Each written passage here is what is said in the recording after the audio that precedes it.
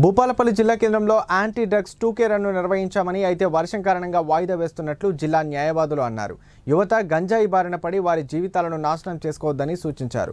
మత్తు పదార్థాలకు అలవాటు పడితే బంగారు భవిష్యత్ నాశనమవుతుందన్నారు.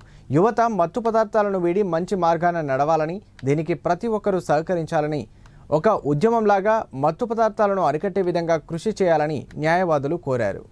దేశ భవిష్యత్తు యువకులు పౌరుల చేత ఉన్నది. మరి ఎక్కడైతే పౌరులు వర్ధిల్లుతారో ఆ దేశం గణనీయంగా అభివృద్ధి చెందుతుంది అన్ని రంగాల్లో అని మనం తెలుసుకున్నాం. మరి ఇదే సందర్భంగా భూపాలపల్లి న్యాయవాదులమైన మేము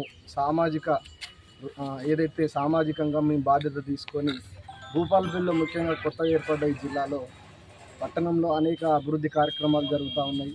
దానిలో భాగంగా యువత ఇక్కడికి వలస రావడం, చుట్టుపక్కల ప్రాంతాల నుంచి గ్రామాల నుంచి కూడా యువకులు పెద్ద ఎత్తున గంజాయి ఏదైతే ఉందో ఆ గంజాయికి సప్లై అంటే గంజాయిని రవాణా చేసే దాంట్లో వాళ్ళు పావులుగా మారుతూ ఉన్నారు.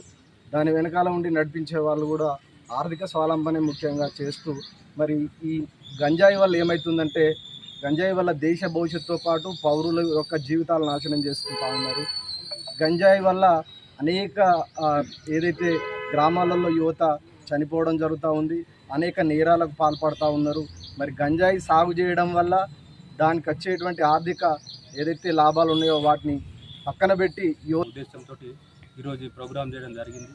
ఈ ప్రోగ్రాంని 2K రన్ ద్వారా బాంబులగడ్డ నుండి అంబేద్కర్ చౌరస్తా వరకు 2K రన్ నిర్వహించి ఇది ఒక గొప్ప సందేశంగా చాటాలని ప్రయత్నించినాము. కానీ అనుకోకుండా మార్నింగ్ వర్షం రావడం వలన ఈ ప్రోగ్రాంలో దాదాపు సుమారు 500 నుంచి 600 మంది పాల్గొనేలాగా మనం కార్యాచరణ తీసుకోవడం జరిగింది.